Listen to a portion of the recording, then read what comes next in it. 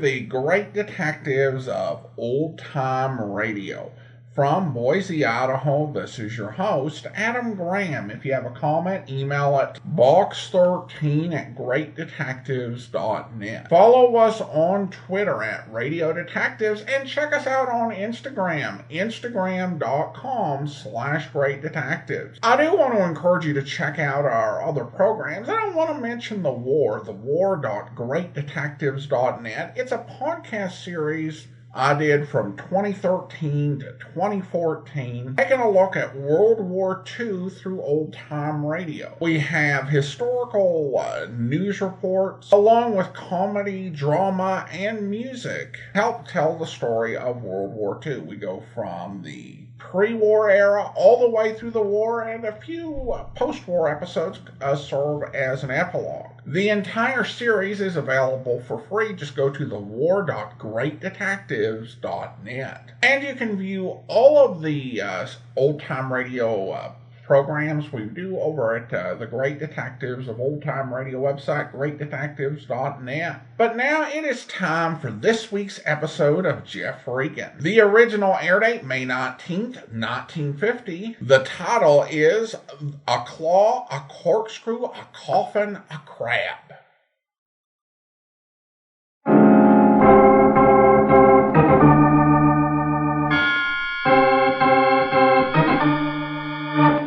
My name's Regan. I work for Anthony J. Lyon Detective Bureau. They call me the Lion's Eye.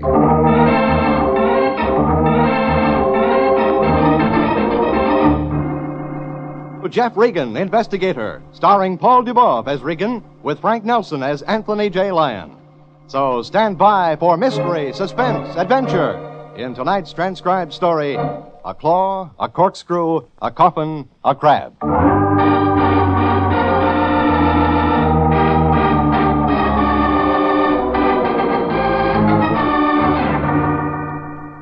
There was about everything in this one. A claw, a corkscrew, a coffin, a crab, 67,000 clams, some deep sea fish, and Juliet.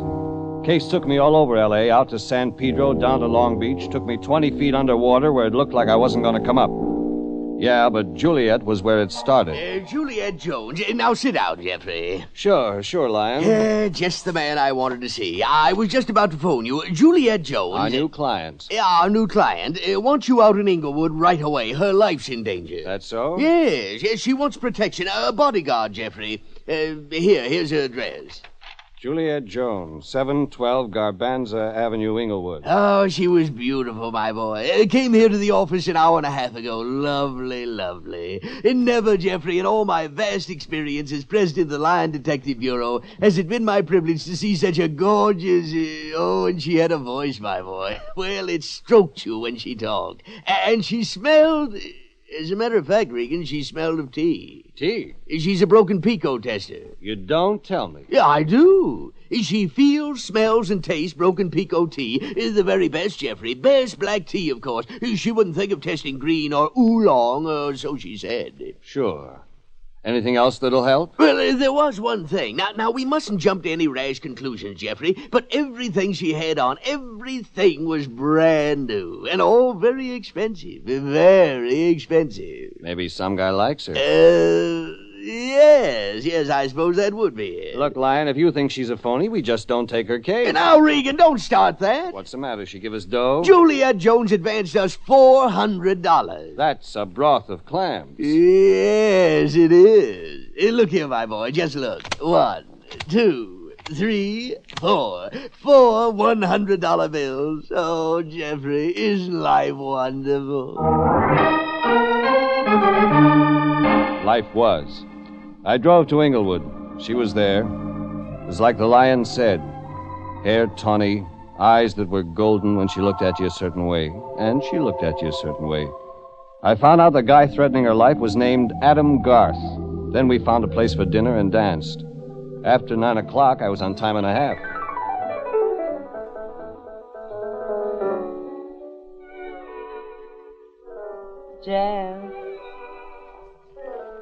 Jeff. Yeah, Juliet? Jeff, you make a wonderful bodyguard. I like my work. Jeff, Just think, this is all we have to do for days and days. Till Adam Garth takes that slow boat to China. You know, I'm going to be sorry when Adam Garth gets tired of trying to kill me. Because, Jeff, then what reason will I have to hire my own private detective? Lady, let's try fresh air. Oh, Jeff, how marvelous. I know just where there is some.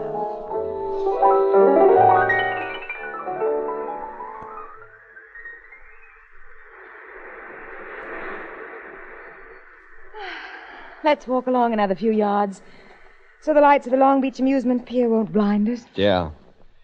Juliet, Yes, Jeff. Adam Garth. Oh, Adam Garth. Maybe I ought to take off and hunt him up. You just stay right with me. Sure, it's nice work, but if Garth is gunning for Jeff, you... I explained. I looked at the guy once. He's a big lug, Jeff. All thumbs. In the brain, I mean. I looked at the guy. He fell over his thumbs. That could happen. Well, it isn't easy to be a girl like me, every guy's dream. Guess not. You gotta be triple careful, huh? I didn't do anything, Jeff, to encourage Adam Garth to think... But he got crazy all of a sudden. He thought he owned me. You told him he didn't. He said if that was it, then nobody else would. I see what he meant. Adam Garth threatened to kill me. He said Jeff, he said he'd fix it so my beauty would never wreck another guy's life. You hired me to block his punch. Yes, Jeff.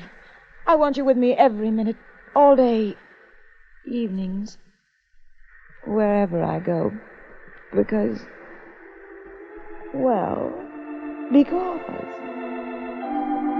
She stopped on the sand, stood in front of me, turned up her face.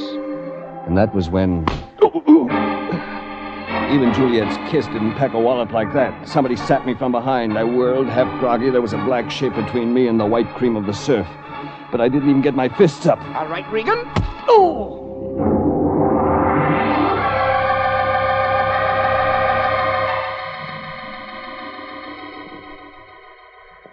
Couldn't figure it out for a second where I was.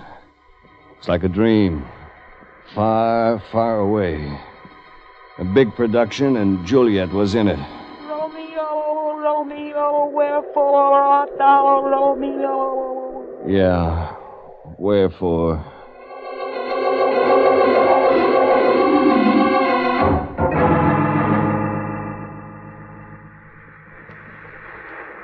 Coming out of it now, are you, Regan?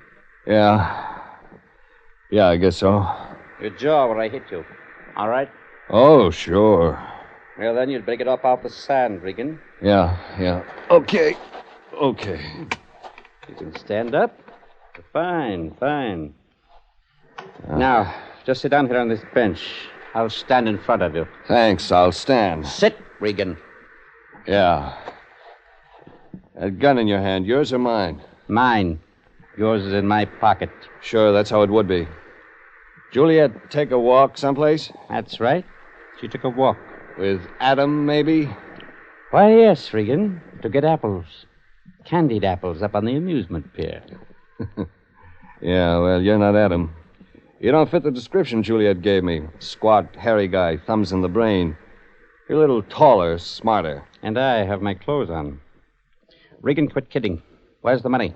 I got $4.75 in my pocket. Oh, that's enough, lion's eye. You know me. You're one of those private investigators. It'd be hard to do any kind of a job. This time you took the wrong assignment. Working for Juliet Jones. That's right. Regan, I want $67,000. Just don't happen to have it on me. I didn't expect you to, but wherever it is, get it. Bring it to me. Bring it to you like where? I told you not to kid. Oh, Why? you know where. Oh, and Regan, the police aren't doing this job for me. Holding a gun on you, getting $67,000 from you. Maybe you're wondering why. Nope, hadn't occurred to me they might. Of course not. All right, Regan, I'll be fair with you. I have a reason to keep the police out. When you come with the money, make it 66,000. Keep 1,000 for yourself. Thanks. Here's your gun. Unloaded. See you around. He handed me my gun, walked off. He was a nice guy. Lovely. And he smelled. Yeah, when he came up close and handed me my gun, I caught a whiff of... I couldn't place it the first second, but then I remember what the lion had said about Juliet Jones. He'd said she was lovely. He said she was lovely and smelled of tea. That was it. The tough guy that was 67,000 G's starved, he smelled of tea, too.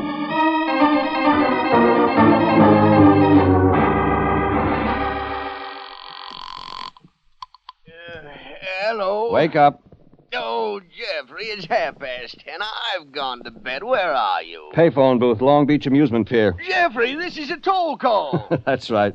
Lion, when Juliet Jones talked at the office this afternoon, she said she was a tea tester, even smelled of tea from being around it so much. Jeffrey, if you've called me in the middle of the night, 10:30, a 25-cent toll call, or 30 cent, or whatever it is... Did she say where she tested tea? Where she works, you mean? I can't remember a thing like that. Call me tomorrow. Jeffrey. Yeah, Lion? Juliet Jones isn't with you. That's why you haven't asked her. That's it. Jeffrey, my boy, nothing's gone wrong with our lovely $400 case. A couple of things. We're in the red on it. In the red? But we can't be. Why, I have the four $100 bills right here, Jeffrey. In this chamois bag tied around my neck. Yes, here it is, under my nightshirt. Well, with that $400 taken away, we're only $66,600 in the hole on the case. That's the amount we have to cough up to get out. Jeffrey! No, I understand now. I'm asleep. This is a nightmare. Regan, get out of my dreams! It's a nightmare, Lion, only you're not asleep. So shove your pillow between your teeth, Fatso, to stifle your screams. I'm going to give you the rundown.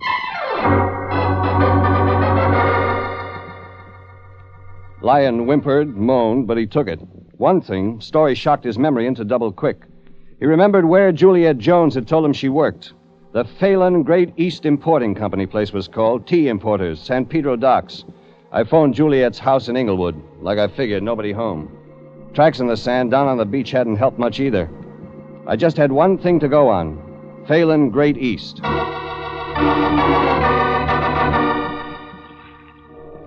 I drove out to San Pedro, dock section, parked.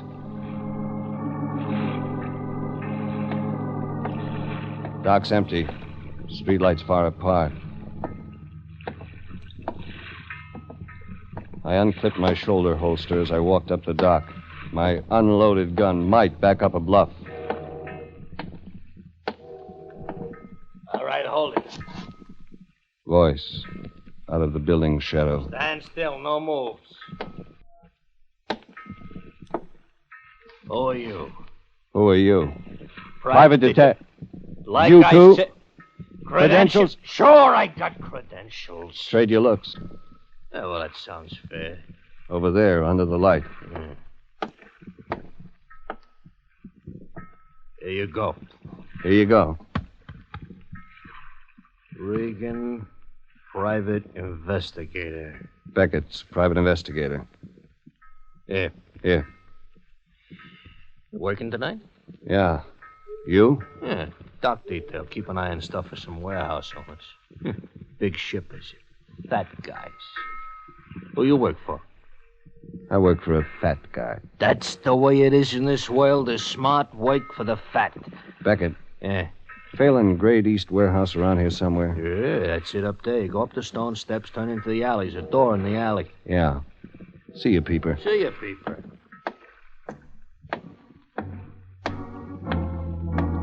I climbed the stone steps, turned into the alley, and then I saw high up behind shut blinds, light burning in one window. The door Beckett had told me about wasn't locked. Inside the warehouse, I burned my fingers with paper matches, finding the stairway that led up. After that, it was easy. There was a light under a door on the 4th floor. You could just make out the single word painted on the door. Phelan. As I opened the door, the drapes swirled across the room. The door slammed behind them. I went in. Well, hello, Regan. Hello, Phelan. Oh, yes, that's right. It's on the door. Well, sit down. Sit down, Regan. I was just drinking tea. 2 cups. That's right. One for Juliet Jones. Well, maybe. It adds that way. She just went out that other door. You picked her up the same time you slugged me. You must have had to help her. Beckett?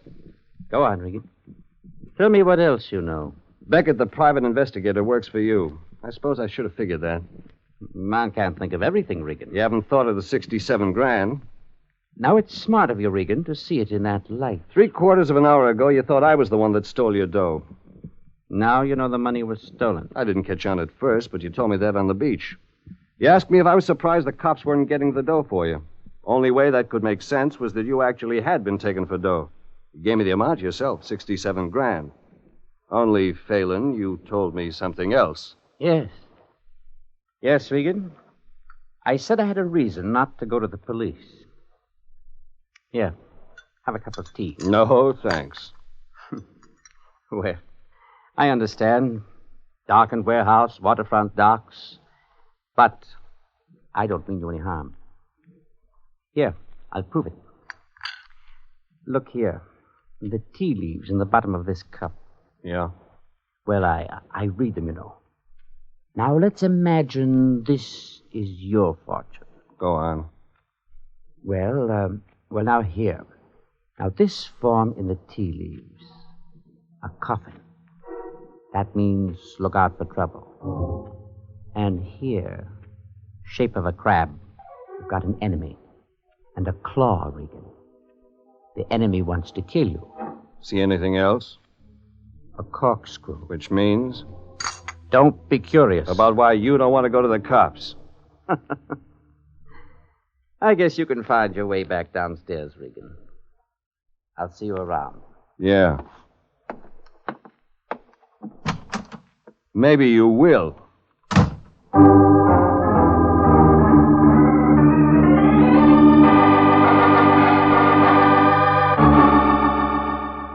I had the pieces of the puzzle, jagged jigsaw pieces.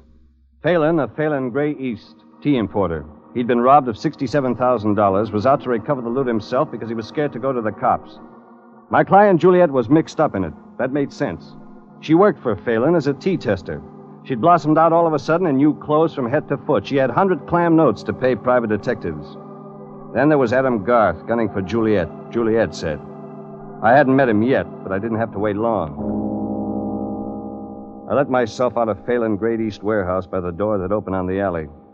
That was when I got a big surprise. Not who, but what she did. Jeff, Juliet, I knew you'd come out this way. I've been waiting. how come you beat it out of Phelan's office upstairs just when I got there? I'll explain all that later. Right now, there's something more important. The reason I've been waiting here. I've been hoping you'd get here in time. To what? Hold me. Huh? And you are in time. Not too early, not too late. Oh, Jeff, hold me. Hold me. Are you nuts? Jeff, I've got a good reason. A good reason. Jeff, you've got to hold me close to you and kiss me. You are nuts. Hold me. What? I think this will do it nicely. Now stand back, Jeff. I said stand back. Lady, you've skipped your rocker. Stand back, Jeff. I've got to get back from you now. I've got to get back. Jeff, stand back! She hurled backward, flattened herself against the far wall of the alley, and then I saw. End of the alley, away from the docks, man standing watching us. You couldn't make out his face, but his posture, feet apart, right hand forward, meant gun ready. I sucked back flat to the wall across from Juliet. 6 spurts of orange from the black silhouette. Yeah, but Mr. Jealous didn't score. Instinct, anger, threw my right hand to my unclipped shoulder holster, brought my gun to ready. Then I remembered. My gun empty. Regan, why don't you shoot? No bullets, baby. Gun's not loaded. Oh, you stinking dumb sap. You dumb shamus, and I paid $400 for this. You did, huh? What do you mean? You let go of me? Oh, no, Juliet. Exactly what did you pay $400 for? Regan, let me go. Why, you little... Go! Juliet ran down the alley toward the docks. Only I decided to play it away from the docks instead of toward. I couldn't go both ways, and the guy who fired the shots had disappeared in the other direction. It didn't figure he'd be hard to find. All I'd have to do was make myself available, and he'd find me. Only I didn't expect him to find me so soon. Walk straight ahead, don't look back, and don't try nothing. Okay, Garth. Hey, how come you know me? Well, I was born in the dark of the moon. Hey, don't make no gags. You healed? I got a gun with no bullets in it.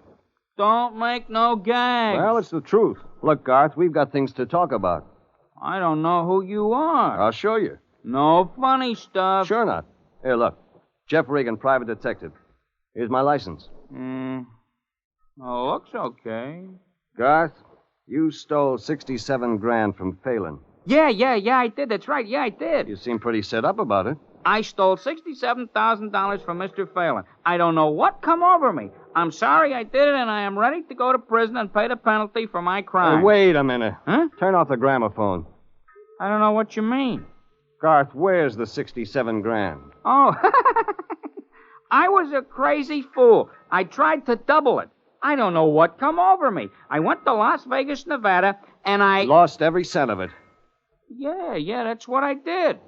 Garth, you gave the 67 grand or most of it to Juliet Jones before you left. No, that ain't what happened. Oh, yes, Garth. You gave the 67 G's to her. You went to Las Vegas to pretend to lose it gambling. You came back here to California. If Phelan had reported the theft, you'd have been caught. You expected that. You meant to serve your time. You figured it was worth it, Juliet waiting for you when you got out. Yeah, I know. Well, she will be. That's how we planned it. Yeah. Yeah, sure. Well, you want to start serving that time, Garth. So come on. Let's go.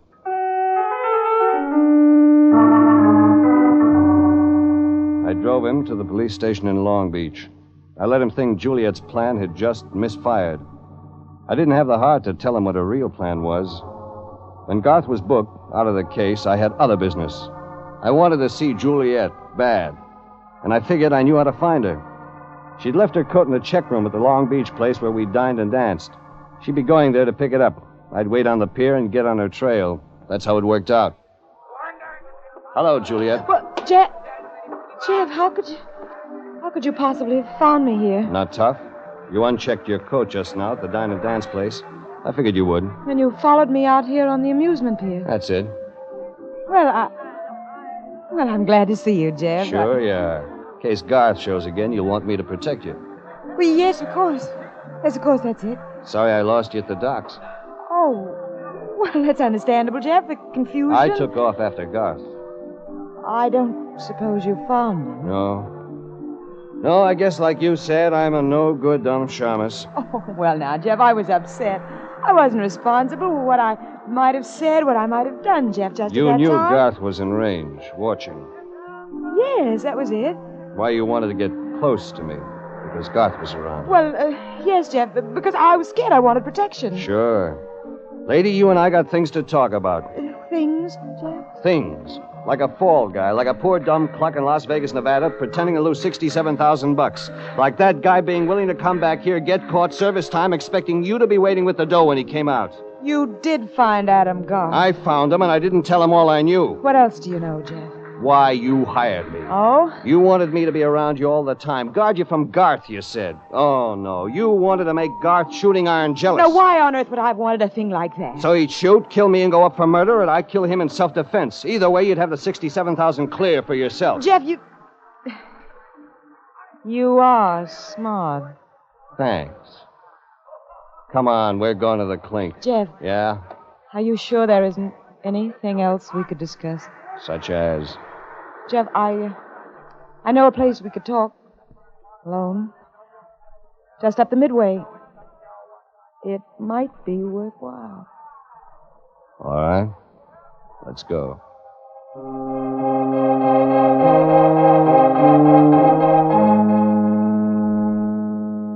She was thinking of one thing, buying me off.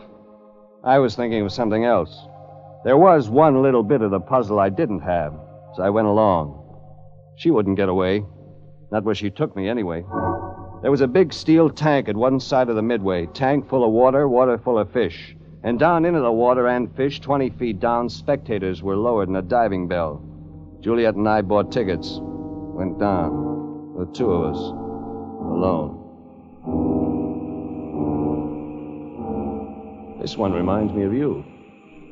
That's a man-eater, isn't it, Jeff? Yeah. Long, sleek, beautiful. Tiger shark. Jeff, over here through this porthole. On this side of the diving bell. Look, Yeah, lady? over there in that corner of the tank. Octopus. Could that octopus suggest you, Jeff? I mean, tentacles reaching out in every direction. Reaching for whatever there may be to grasp. What you mean is, can you buy me off? I've got a lot to buy you off with, Jeff. 67,000 years. And good looks. Good looks, Jeff. And something else. The way you and I could make a lot of money. Blackmailing Phelan. That's what I came down to this diving bell to find out about. Yes? Sure, baby. So talk about Phelan. She talked about Phelan. Turned out all he brought in from the Great East wasn't broken Pico tea. In a couple of minutes, the last piece of the jigsaw was in place. I had leads that when the Federal Narcotics Squad had got its teeth in would send Phelan to the pokey for an even longer stay than Garth's and Juliet's. So that wrapped it up. Yeah, it wrapped it up. All of a sudden, I noticed something. It was silent in the diving bell. The air tube had stopped hissing. There were a couple of windows in the outside wall of the tank come on for customers by letting them glimpse the fish and the diving bell down in the water inside. Face appeared in one of the windows, grinned at me. Beckett. Phelan's gunsel. Beckett drew his forefinger slowly across his throat. I was as dumb a shamus as Juliet said.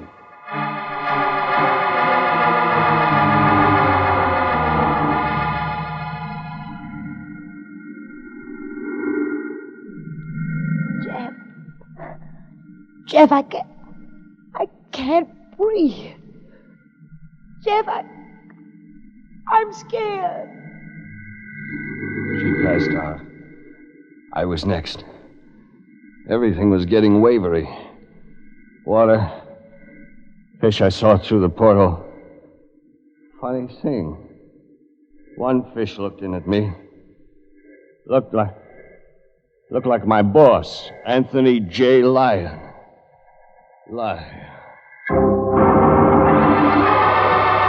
All right, now, stand back. Stand back, everybody. Give the man air. Please stand back. He's in a dangerous condition. Hey, Jeffrey, my boy, are you all right? Oh, Lyon, what happened? Jeffrey, I came here to the Long Beach amusement pier after you telephoned. I was worried about our $400 case, you see. Yeah. And when I got here, that man Beckett was looking into the tank, making suspicious gestures. You tangled with him. No, not exactly, Jeffrey. I found the operator of the tank. Beckett had knocked him out, Jeffrey. I revived him, threw water in his face, you see, and he and I managed to get air going to you and Juliet again. The police were attracted by the disturbance, my boy, and they rounded up Beckett, and they've taken charge of Juliet, too. All this time, I was as cold as a mackerel. Yes, my boy, you were. But, Lyon, one thing. Yes, Jeffrey? How come you're sopping wet? Well, it was nothing, my boy. I saw you in peril in that diving bell. My heart overflowed. I dove in to save you. Save me through the steel wall of the diving bell? Jeffrey, I was going to tear those steel walls apart with my bare hands. Lyon, you were going to do that for me? Maybe I've been misjudging you. Hey, Mr. Lyon. Don't bother me, lad. Well, Jeffrey, we'll forget the past. Let bygones be bygones. No man really sees another's metal till the test of battle. Mr. Lyon, please, Get away from me. Stop bothering me, boy. Go away somewhere. But, Mr. Lyon, here's your chamois skin bag full of money you dove into the tank to try to save. Money. Lyon? Lyon? Now, Jeffrey, don't excite yourself, my boy. You've been a sick man, you know. Hey, Jeffrey, what are you doing? Oh, no! Not the tank again!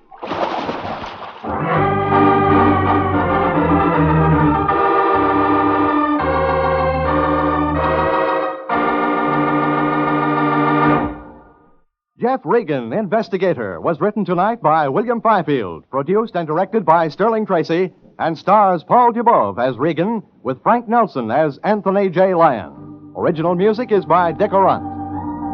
Jeff Regan, Investigator, is heard transcribed each week at the same time over CBS. Alan Botzer speaking. and inviting you to be with us again for more suspense, mystery, adventure with Jeff Regan, investigator.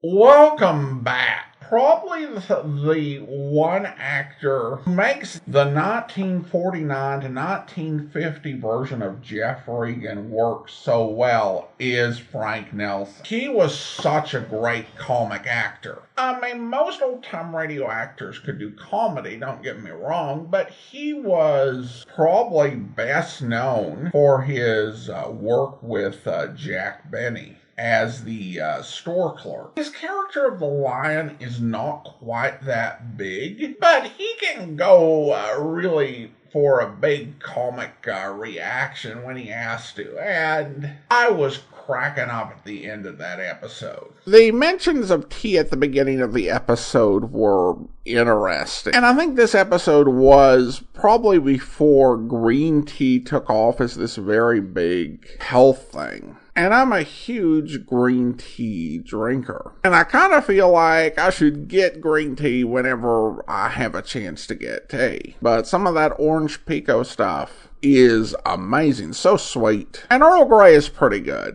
And not just because Captain Picard drinks it. But I don't recall hearing an episode where folks talk much about tea preferences. I know that may not be the most exciting topic, so I guess that's perhaps the reason. Alright, listener comments and feedback now.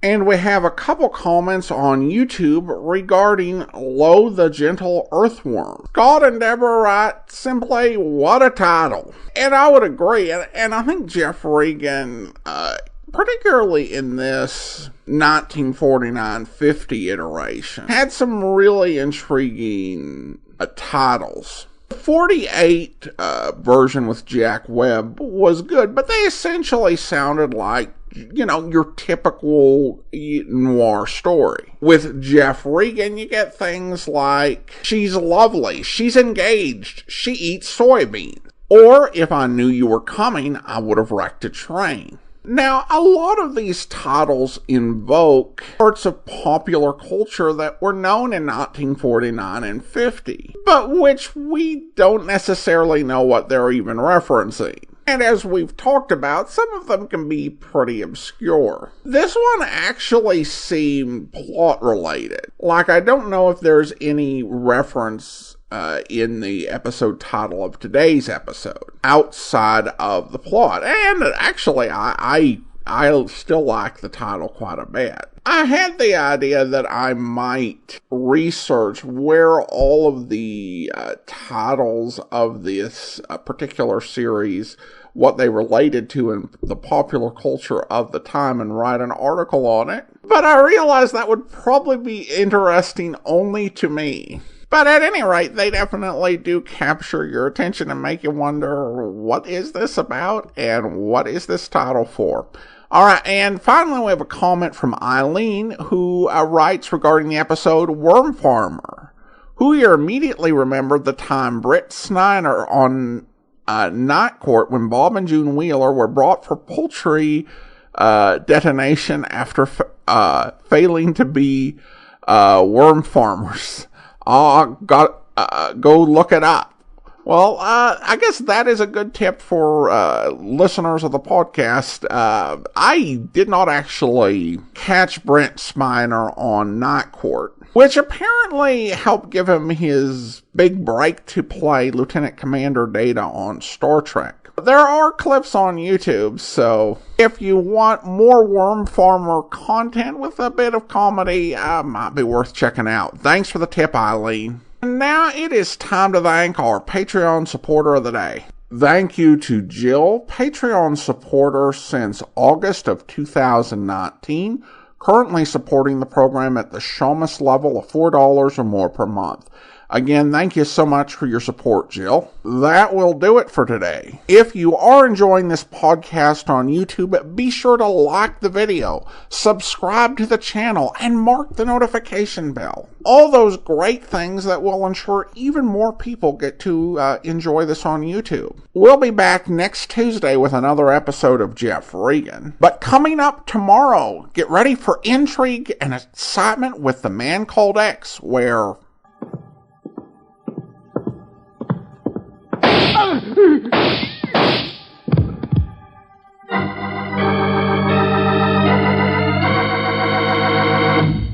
sure about that, Ken? There's no mistake? Not a chance, Chief.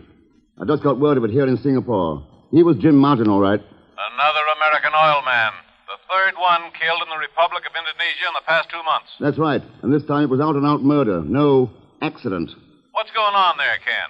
Any ideas? Chief, do you remember the Darrell Makeda? Darrell Marcada. Oh, that World of Freedom outfit. Yeah. Sure. They were collaborationists during the war, working with the Japs. Well, they're at it again, being very patriotic about it.